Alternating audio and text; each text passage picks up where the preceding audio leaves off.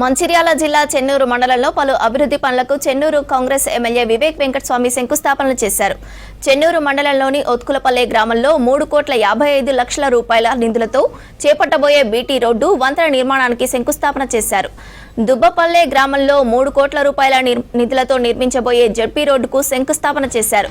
ప్రస్తుతం చెన్నూరు నియోజకవర్గంలో దాదాపు 200 కోట్ల రూపాయల నిధులతో అభివృద్ధి పనులు వేగంగా కొనసాగుతున్నాయని చెప్పారు ఎమ్మెల్యే వివేక్ వెంకటస్వామి.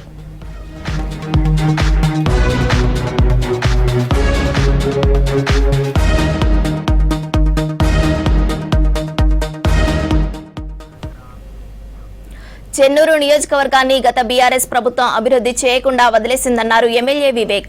చెన్నూరు నియోజకవర్గంలో అన్ని గ్రామాలకు రోడ్లు వేసి కనెక్టివిటీని కల్పిస్తున్నామని వివరించారు. రాష్ట్ర ప్రభుత్వం ఇచ్చిన మాట ప్రకారం సన్నవడ్లకు 500 బోనస్ను ప్రతి రైతు ఖాతాలో జమ చేసిందని చెప్పారు. గత ప్రభుత్వం అర్హులకు డబుల్ బెడ్రూమ్ ఇండ్లు ఇస్తామని చెప్పి మోసం చేసిందని ఆగ్రహం వ్యక్తం చేశారు.